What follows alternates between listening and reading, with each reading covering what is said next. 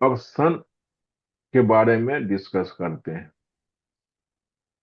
आराध्य देव भगवान विष्णु। जुपिटर के आराध्य देव ब्रह्म। ब्रह्मा विष्णु महेश, तो ब्रह्मा जो है सो जुपिटर के आराध्य है। सूरज कैरियर का कारक होता है। क्यों? क्योंकि सूरज गवर्नमेंट है, राज दरबार।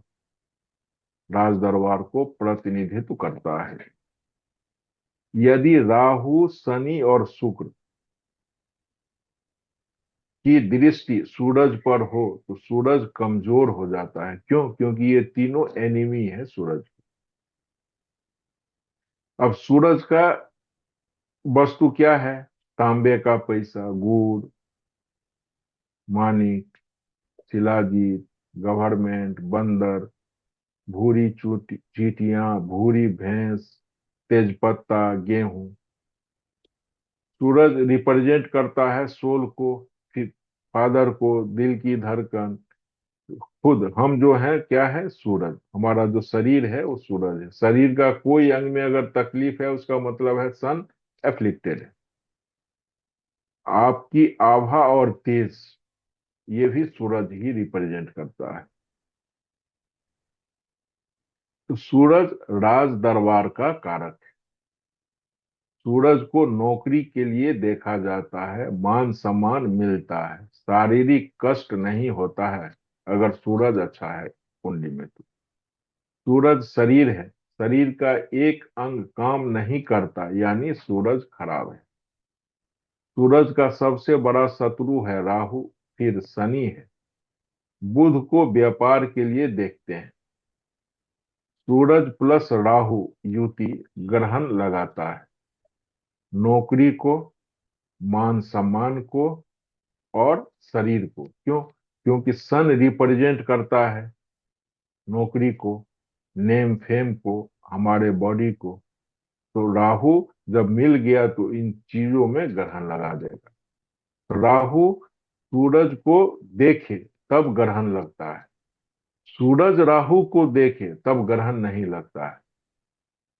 तो ग्रहण लगने से विचार मंदा हो जाता है।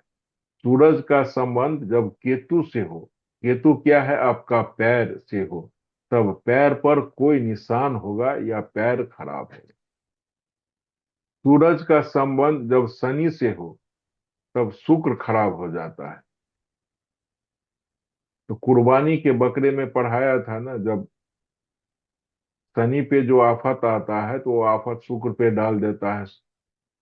तो इस व्यक्ति के घर में जाली से अगर सूरज की रोशनी घर में प्रवेश करे तब घर की महिला सदस्यों को कष्ट होगा। मतलब फर्स्ट,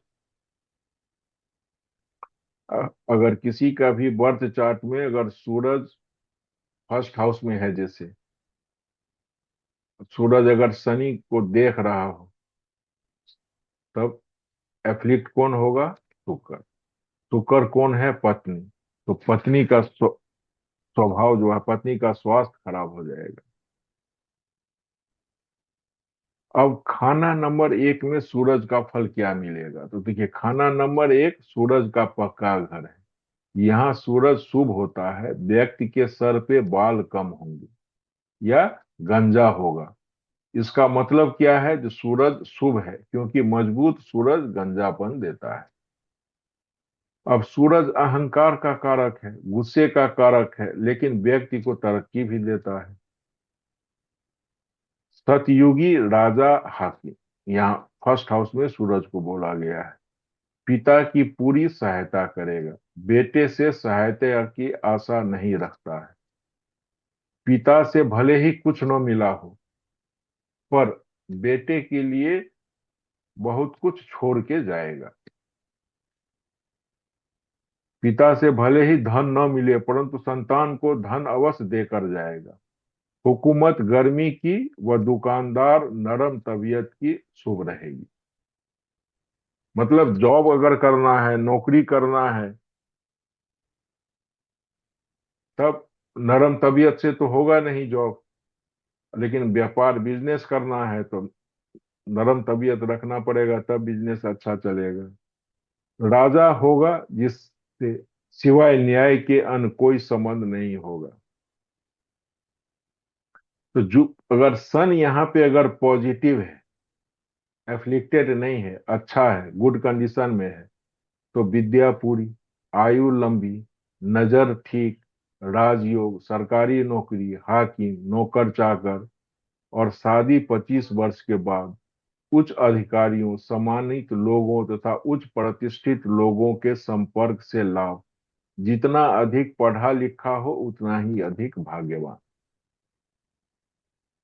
तो जुपिटर, या जुपिटर बोलते हैं, सन अगर फर्स्ट हाउस में अच्छा कंडीशन में है तो मतलब राजा समान व्यक्ति, पिता की सेवा करने वाला, जातक अपने पिता की अंतिम समय तक पूरी सेवा और सहायता करता है। पिता से भले ही संपत्ति न मिले, लेकिन जातक स्वयं अपना बहुत धन कमाता और अपने बेटों के लिए संपत्ति छोड़कर जाता है। दीर्घायु और स्वस्थ, जातक की आयु लंबी होती है, उसके शरीर के सभी अंग अंतिम समय तक स्वस्थ और सक्रिय रहते हैं। सरकारी राज दरबार से लाभ मिलता है। लेकिन अगर जो यहाँ पे सन अगर अशुभ हो जाए तो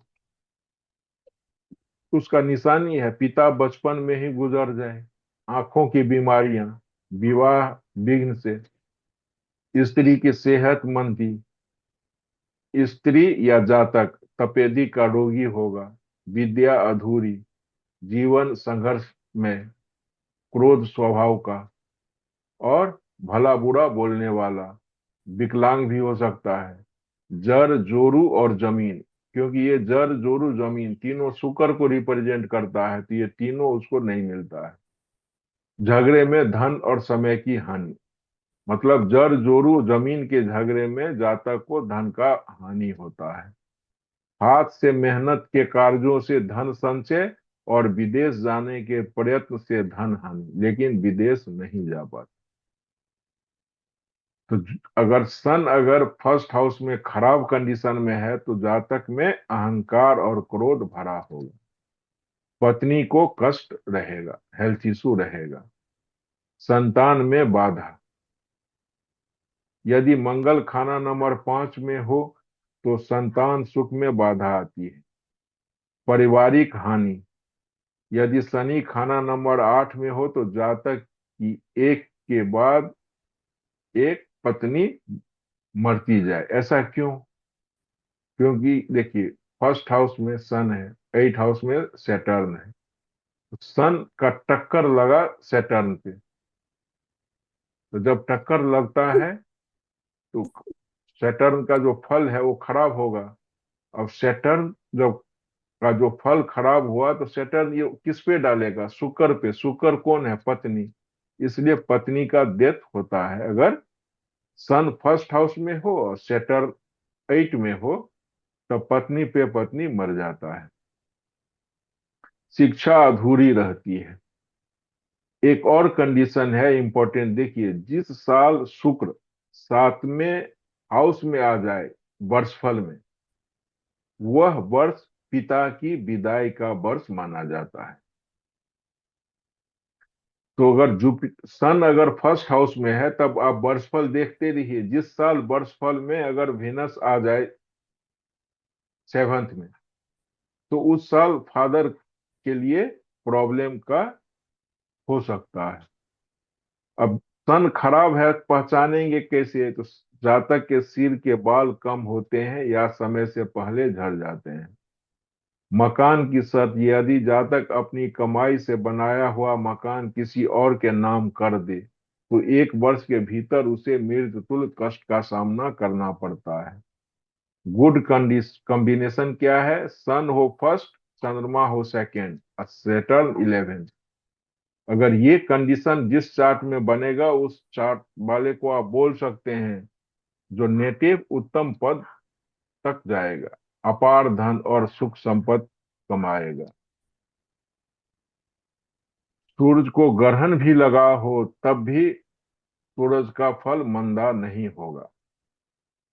सूरज फर्स्ट में और बुध 7 में है तब भी अच्छा कॉम्बिनेशन है, जातक नेक, धर्मात्मा और व्यभिचार से दूर रहने वाला होगा। दिमागी शक्ति बहुत अच्छी होती है। लेकिन अगर सन फर्स्ट में है, अच्छा फल नहीं मिल रहा है, तो देखिए, खाना नंबर एक में शनि नीच का होता है, इसलिए यहाँ सूरज का 1/4 हिस्सा खराब माना जाता है।